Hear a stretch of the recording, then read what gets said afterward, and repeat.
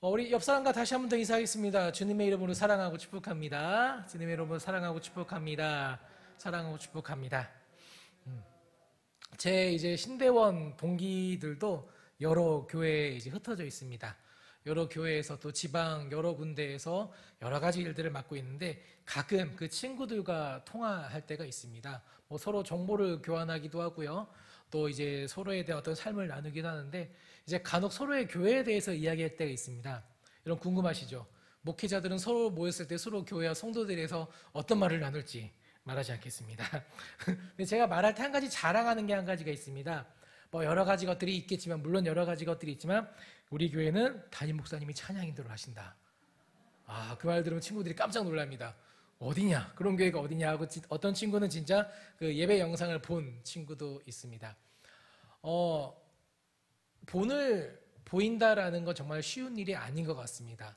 하지만 그 예배에 대해서 예배자가 어떻게 예배를 드려야 하는지 그런 것에 대해서 정말로 치열하게 그 노력하시는 목사님의 모습을 보면서 많은 도전을 받는 것 같습니다. 제가 부목사라고 있는 건 아니고요. 예, 정말로 전 이거 잘 못하는 사람입니다. 예, 정말로 그 부분이 큰 감동이고 감격이고 또 제가 가지고 있는 큰 감사 제목 중에 하나여서 좀 나누고 싶었습니다. 아멘. 아멘. 예. 다른 교회 이런 게 없습니다, 여러분. 아멘. 여러분 혹시 이게 뭔지 아십니까? 이게 뭐죠? 초청장입니다. 가져가셨나요? 예, 오늘 나오신 분들은 개인당 한 10장씩 꼭 가져가시기 바랍니다. 바깥에 로비에 잘 있습니다.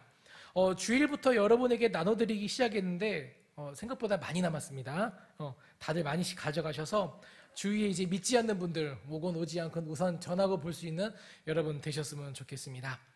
여러분 목요일에요. 그리고 주일 오전에 겨자씨 전도를 교회 앞에서 하고 있습니다. 저는 이제 목요일 전도에 동참해서 하고 있는데요.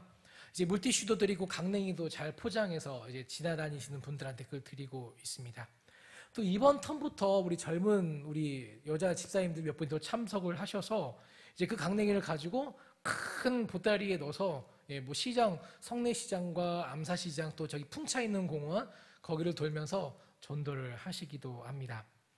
우리가 또 이제 새생명 축제를 앞두고 이제 다음 주에 좀 특별한 전도 물품을 마련할 거예요. 간단한 간식들을 좀 마련해서 그 안에 새생명 전도 축제 소개지와 이제 안내서를 넣어서 전도를 할 텐데 그날 이제 시간이 또 되신 분들은 함께 좀 오셔서 그 전도에 같이 동참하셨으면 좋겠습니다.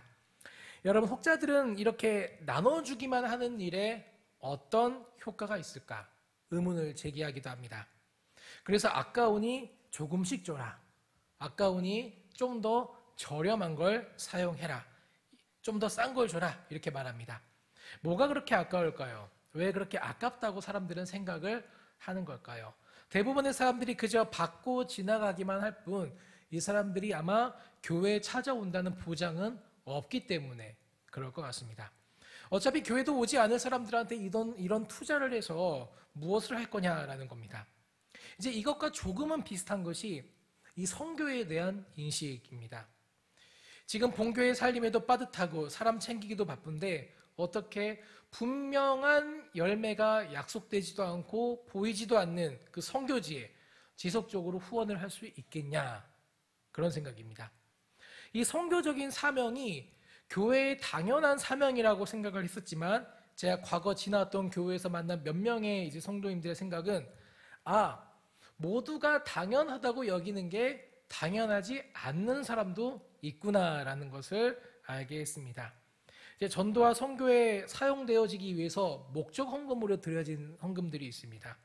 이제 그 영역에 사용해야 하는데 그것을 교회 건축과 이제 물품 구입을 위해서 먼저 쓰는 것이 당연하다라고 말씀하시는 분도 만나 보았습니다. 무엇인가 불확실하고 보이지 않는 것에 힘을 보태는 것이 아니라 열매가 예상되어지고 열매가 보이고 결과가 분명한 확실한 것에 더 공을 들이는 것이 맞지 않느냐 많은 사람들이 이야기를 하곤 합니다.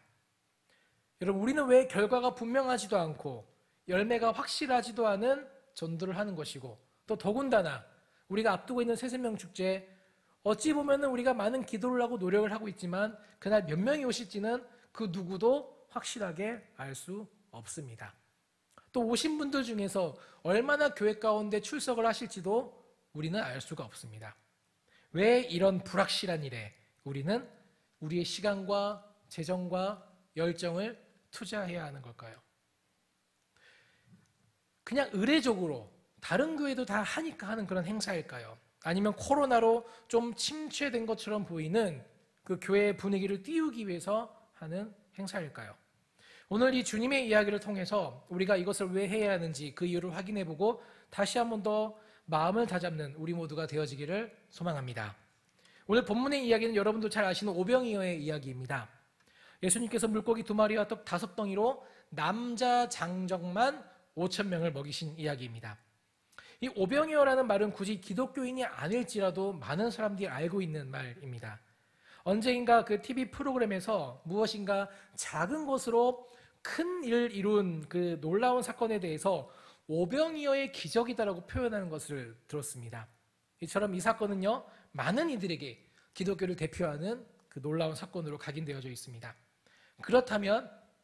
그렇다면 주님께서는 왜 이 오병이어의 사건을 일으키신 걸까요? 왜 주님께서는 이 오병이어의 사건을 우리들에게 보여주신 걸까요? 먼저 오늘 본문을 읽어보면은 가장 먼저 우리가 볼 수 있는 것은 배고픈 이들에게 먹을 것을 주시기 위해서 주님이 이런 기적을 행하셨습니다. 또 신학적인 관점으로 보자면은 이 기적을 통해서 예수님이 하나님이다라는 사실을 보여주시기 위해서 이 기적을 일으키십니다. 사람으로서는 도저히 흉내낼 수 없는 이 경이로운 기적을 은밀한 곳에서 소수의 사람들에게 보이신 것이 아니라 수많은 사람들이 모인 공개적인 자리에서 행하심으로 예수님이 어떤 분이신지 밝히 드러낸 사건이기도 합니다. 그리고 또한 이 이야기에는요, 세상과는 다른 시선으로 사람들을 바라보시는 우리의 진정한 왕이요, 우리의 진정한 보호자가 되시는 그 주님의 성품에 대한 이야기가 담겨 있기도 합니다. 여러분이 마가복음에서 이 오병이어 사건 앞에 등장하는 이야기가 이 헤롯에 대한 이야기입니다. 이제 헤롯이 과거 자신이 한 일, 즉 세례 요한을 참수하여 죽인 일에 대해서 회상하는 장면입니다. 과거 그는 자신의 형수를 아내로 맞이한 것에 대해서 비난한 세례 요한을 잡아 가두게 됩니다. 이 헤롯은요, 이 세례 요한에 대해서 조금 복잡한 마음을 가지고 있던 인물입니다. 자신을 비난하고 따르지 않는 그가 정말로 미웠지만 한편으로는 그에 대한 두려움과 경외함까지 갖고 있던 상황을 우리가 볼 수 있습니다. 우리 5장 20절 말씀, 마가복음 5장 20절 말씀 같이 한번 읽어보겠습니다. 시작. 헤롯이 요한을 의롭고 거룩한 사람으로 알고 두려워하여 보호하며 또 그의 말을 들을 때 크게 번민을 하면서 달갑게 들음이더라. 아멘. 자, 의롭고 거룩한 사람으로 알고 두려워하고 보호했다라고 말하고 있습니다. 또 세례 요한의 말을 들을 때 번민이 되지만 그 말을 들었다 표현합니다. 자, 이제 그런 상황 가운데 헤롯의 아내가 자신에 대해서 험담을 하는 세례 요한에 대한 그 복수심으로 그를 죽이고자 합니다. 딸인 헤로디아가 이제 잔칫날 많은 사람들 앞에서 정말로 아름다운 춤을 추게 되고 이를 본 헤롯은 기분이 좋아져서 그녀에게 소원을 들어주겠다 이야기를 합니다. 이제 그런 원한다면 이 나라의 반이라도 너에게 주겠다. 많은 사람들 앞에서 공언합니다. 이에 헤로디아는요, 자신의 어머니에게로부터 세례 요한의 목을 구하라는 말을 듣고 이를 이제 요구하게 됩니다. 이제 헤롯이 그 말을 듣고 이렇게 반응합니다. 왕이 심히 근심하나 자기가 맹세한 것과 그 앉은 자들로 인하여 그를 거절할 수 없는지라. 세례 요한은 이렇게 죽게 됩니다. 우리가 여기서 볼 수 있는 헤롯의 성품은요, 그가 자신의 백성들의 목숨과 상황, 상태에 그렇게 큰 관심을 가지고 있지 않다라는 겁니다. 그는 왕이었지만, 리더이고 지도자였지만 철저하게 자신의 이익만을 생각하던 리더였습니다. 비록 세례 요한에 대해서 앞서 본 그런 두려워하는 마음과 존경하는 마음이 그 안에 있었지만 이 역시 자신의 이익과 자신의 명성 앞에서는 아무것도 아니었던 겁니다. 그것을 위해서라면은 사람의 목숨까지도 쉽게 여길 수 있는 그의 성품을 이제 6장 23절을 통해서 보게 됩니다. 나라의 절반까지 주겠다. 여러분, 나라의 근간은요, 사람입니다. 사람이 있어야지 나라가 있는 겁니다. 헤롯이 나라의 절반까지 줄 수 있다라고 표현하는 것을 보아서 그가 자신의 백성을 정말 하찮고 정말로 소홀하게 여기고 있다는 것을 우리는 깨닫게 됩니다. 자신의 백성 모두는 그저 자신의 이익과 자신의 명성과 자신의 부와 자신의 안정된 통치를 위한 그저 수단에 불과했다라는 겁니다. 그러나 그 다음 이어지는 이 오병이어의 사건을 통해서 마가가 보여주는 것이 무엇입니까? 우리 주님은 다르다라는 겁니다. 주님께서 자신의 사람들을 어떻게 대하시는지 오늘 본문의 34절을 통해서 확인할 수 있습니다. 우리 함께 읽어보겠습니다. 시작. 예수께서 나오사 큰 무리를 보시고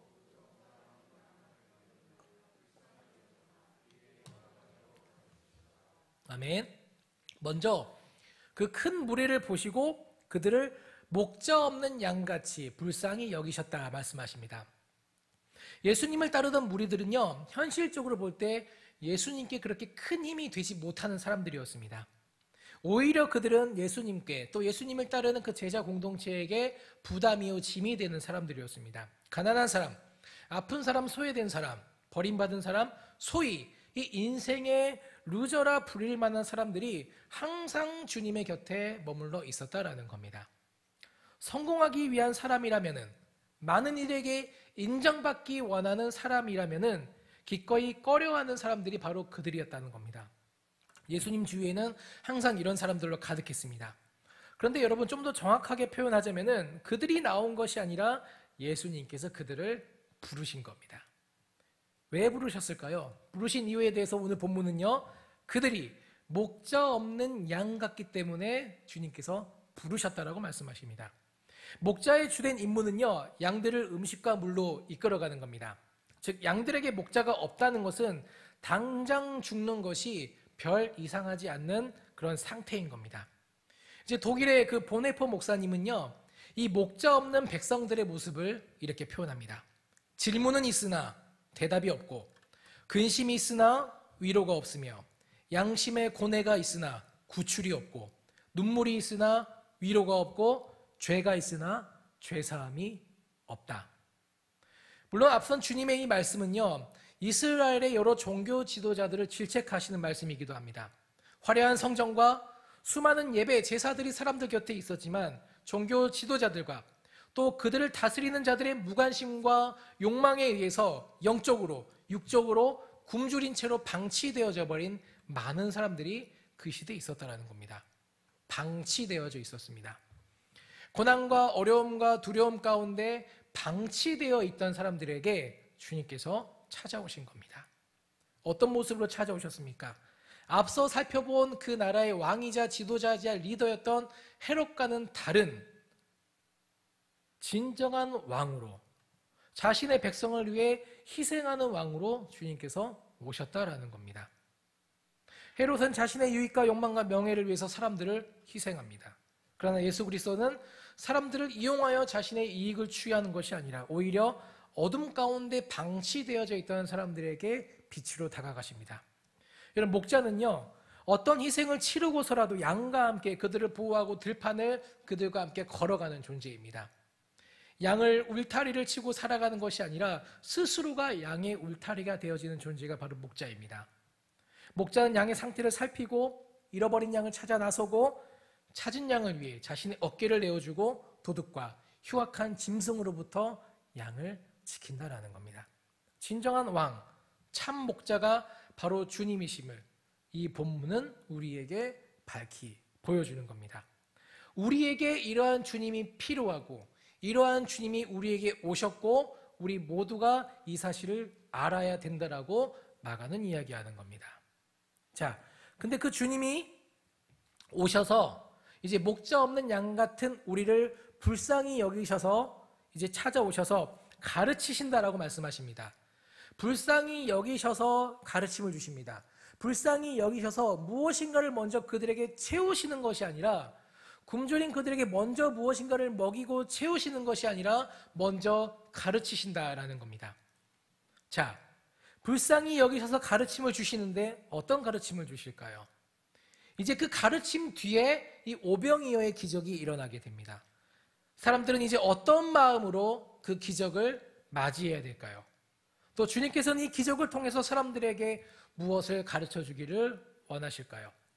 지치고 낙심하고 절망하고 포기하고 하루하루 힘겨운 삶을 이어가는 사람들에게 주님은 무엇을 말씀하셨을까요? 아마 이 말씀이 아닐까 생각해 봅니다. 이사야서 55장 1절과 2절 말씀 우리 함께 한 목소리를 읽어보도록 하겠습니다. 오라 모든 목마른 자들아 물러나오라 돈 없는 자도 오라 너희는 와서 사 먹되 돈 없이 값없이 와서 포도주와 젖을 사라 너희는 어찌하여 양식이 아닌 것을 위하여 은을 달아주며 배부르게 하지 못할 것을 위하여 수고하느냐 내게 듣고 들을지어다 그리하면 너희가 좋은 것을 먹을 것이며 너희 자신들이 기름진 것으로 즐거움을 얻으리라. 아멘. 바로 하나님의 값없이 베풀어 주시는 은혜를 사람들에게 먼저 가르쳐 주십니다. 아마도 이 사람들은요 자신들이 하나님의 백성이라고 생각은 했겠지만 그 하나님의 은혜를 잊고 살았을 겁니다. 그들의 치열하고 숨막히는 삶의 현실은요 그들에게서 하나님에 대한 감사를 빼앗고 하나님의 은혜를 느끼지 못하게 했을 겁니다. 그들이 또한 우리가 얼마나 큰 은혜 가운데 살고 있는지 보지 못하게 한다는 겁니다. 여러분 예수님의 이 가르침을 들었어도 사람들은 이 오병이어 사건을 통해서 자신의 먹는 것에 대한 문제가 해결되어지자 그 예수님을 왕으로 세우고자 합니다. 그 부분을요 이 양식의 진정한 의미를 깨닫지 못하고 성경의 표현으로 예수님을 억지로 붙들어 그들의 왕으로 삼고자 했다는 겁니다. 이것은요 그만큼 이 먹고 사는 문제가 그들 가운데 정말로 절박했다는 것을 보여주는 정황이기도 합니다. 그런데 그런 현실이 하나님의 은혜를 보지 못하게 만든다라는 겁니다. 우리는 어떻습니까? 우리도 마찬가지입니다. 우리도 교회를 매주 나가고 있고 우리도 하나님을 믿는 사람이라 생각하지만 일상의 삶 가운데 우리들의 삶에 계속해서 밀려오는 여러 가지 사건들과 문제들과 아픔들과 어려움들은요 우리에게 정말로 하나님이 우리 가운데 은혜를 베푸시는 분인가에 대한 의심을 갖게 하고요 혹은 더 나아가서 아예 이런 생각조차 하지 못하게 만든다라는 겁니다. 그래서 주님께서는 이 목자 없는 양들과 같이 돌봄과 인도 밖에서 방치되어 버린 사람들에게 먼저 어떤 조건 없이 값없이 주시는 하나님의 구원의 은혜를 가르치시기를 원하셨던 겁니다. 사랑하는 여러분, 우리 모두는요 이 세상에서 목자 없는 양과 같은 삶을 살아갑니다. 끝없는 경쟁과 이기심이 가득한 관계들과 아무리 노력해도 나아지지 않는 우리의 여러 상황들, 끊임없이 생겨나는 여러 가지 문제들로 인해서 제대로 된 평안을 누리지 못하는 게 이 인생이라는 겁니다. 날마다 새로운 걱정이 생겨나고 날마다 새로운 어려움이 다가옵니다. 무엇인가 해결된 것 같으면 또 다른 어려움이 찾아와서 마치 이 인생이 고난이라는 쳇바퀴를 도는 것 같은 그런 인상을 우리에게 주기도 합니다. 마치 혼자 모든 것을 감당하고 버텨나가야 하는 것 같은 이 시대 가운데 이 말씀은요 주님이 우리의 왕이 되어주시고 우리의 선한 목자가 되어주시겠다라고 말씀하신다는 겁니다. 우리를 돌보시고 말씀하시고 먹이신다. 그리고 함께 걸어주신다라고 본문은 말씀합니다. 이것은요 그 어떤 값없이 그저 주님을 믿는 자에게 주어지는 은혜라는 겁니다. 사랑하는 여러분, 우리는요 모두 이 은혜 가운데 살아가는 사람들입니다. 믿으십니까? 그리고 그 은혜 가운데 풍성하게 차고 넘치게 채우시는 주님의 그 오병이어의 일하심을 믿으며 살아가는 사람입니다. 아멘입니까? 그래서 우리에게는 소망이 있다는 겁니다. 어떤 소망입니까? 현실을 이겨낼 소망이 있다는 겁니다. 우리의 현실이 이 해롯이 있는 것 같은 그런 현실 가운데 우리가 살아가지만 우리의 진정한 왕이요 우리의 진정한 목자가 되시는 주님이 오셨기 때문에 우리에게 소망이 있다는 겁니다. 여러분, 이것은요 이 소망이라는 것은요 헛된 망상이 아닙니다. 공상이 아닙니다. 소망입니다. 성공이 아니라 주님과 동행을 꿈꾸며 사는 겁니다. 넘치는 부가 아니라 만족하며 감사하며 사는 겁니다. 이게 우리가 살아갈 수 있는, 또 우리에게 보장되어진 주님과 동행하는 인생이라는 겁니다. 이 오병이어 사건은 여러 가지 신학적인 의미로 해석할 수 있지만 우리에게 주님의 채우심에 대한, 주님의 인도하심, 우리를 걱정하시고 우리를 돌보시고 우리를 먹이기를 원하시고 우리를 채우기를 원하시는 주님의 성품에 대한 소망을 우리에게 가지게 하는 사건이기도 합니다. 그런데 여러분, 그 소망 없이 살아가는 사람들이 아직 많다는 걸 우리는 잊어버리면 안 됩니다. 왜냐하면요, 소망 없이 세상에 방치된 사람들에게 주님은 찾아오셨고 그 시대만 그렇게 사역하시는 것이 아니라 지금도 그렇게 일하기를 주님은 원하시기 때문입니다.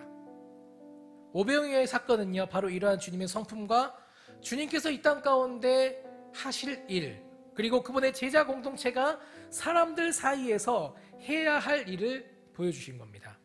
주님이 우리를 먹이시고 돌보시고 또 우리의 상황을 하나하나 보고 계시고 안타까워하시고 가슴 아파하시고 그 문제를 해결하기 위해 주님이 일하고 계시다는 것, 이것을 분명하게 보여줍니다. 그리고 그 주님의 바램, 주님의 일에 그분의 제자 공동체가, 우리가 함께 동역할 것을 지금 이 마가의 글을 읽고 있는 우리에게 제안하시고 도전하신다라는 겁니다. 소망이 있는 인생을 살아가는 우리가 그 소망을 누군가에게 전해야 할 사명이 우리에게 있다라는 겁니다. 여러분, 소망을 나누어 주는 것은요, 그 소망 가운데 살아가는 사람만이 가능합니다.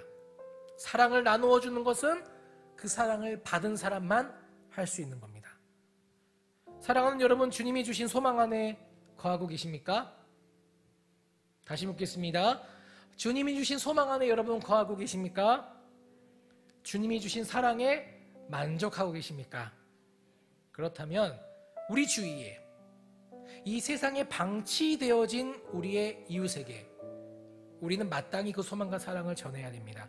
이 방치라는 단어가 가슴 아프지만 현실일 수 있습니다. 신경 쓰지 않는 거죠. 그들의 미래에 대한 어떤 구원의 절박함에 대해서 우리가 관심을 두지 않는 겁니다. 가족이지만, 사랑한다 말하지만, 나의 주위에 아끼는 사람이라 말하지만 그들에게 어쩌면 우리가 이 소망을 전하지 않는다는 것은 그들을 방치하는 겁니다. 그리고 이것이 오병이어의 주님의 채우심을 우리가 경험하는 방법이기도 합니다. 소망을 전하고 소망을 전하고 소망을 전함으로 말미암아 우리 가운데 더욱더 풍성하게 채우실 주님의 일하심을 그 소망 가운데 기대하는 것. 사랑하는 여러분, 주님의 부르심을 받았다고 말하면서 그분의 일은 하지 않고 자신의 일만 하면서 그 일의 형통과 성공만을 위해 살아가기 쉬운 우리의 삶입니다. 그리고 자신의 유익을 위한 일이 주님의 영광을 위한 일이라 착각하며 살 때가 너무나도 많은 우리의 보잘것없는 인생입니다. 그러나 여러분, 우리 주님께서 이러한 우리의 한계와 이러한 우리의 연약함에도 불구하고 그 소망을 나눌 자로 우리를 부르셨다는 것, 이것이 또한 은혜라는 겁니다. 이 나눔, 이 전도를 통해서 우리의 소망과 이 사랑이 진짜라는 것이 증명되어지기를 원합니다. 주님의 일을 함으로 말미암아 우리가 죽기 속한 자라는 것이 증명됩니다. 이제 이 새생명 축제가 얼마 남지 않았습니다. 사람이 많이 오는 것 중요합니다. 근데 그게 전부는 아닙니다. 전도하는 것 중요합니다. 물론 그 잃어버린 영혼들 위해서도 전도해야 됩니다. 그러나 분명한 한 가지, 우리 안에 있는 이 소망이 사라지지 않게 하기 위해서 우리는 전도해야 되고요, 우리 안에 있는 이 소망을 더욱더 굳건하게 세워가기 위해서 우리는 잃어버린 영혼들 향해서 용기를 내어서 계속해서 나아가야 한다라는 겁니다. 여러분, 주님의 오병이어의 기적을 경험하기 원하십니까? 여러분의 삶에, 우리의 가정에, 우리의 교회에 넘치도록 채우기를 원하시는 주님의 그 소망, 그 기대, 그것이 우리의 것이 되기를 여러분 원하십니까? 그렇다면 주님의 일에 동참하시기 원합니다. 방치된 영혼들에게 소망과 사랑을 전하여 이 땅 가운데 누릴 수 있는 하나님 나라의 완벽한 평안과 그 즐거움과 그 기쁨을 나눌 수 있는 우리 모두가 되어지기를 소망합니다. 그리고 이를 통하여서 더욱더 우리 안에 그 소망이 굳건해지고 더욱더 우리 안에 하나님 나라에 대한 기대가 커지는 귀한 우리 모두가 되어지시기를 소망합니다. 우리 함께 기도하겠습니다.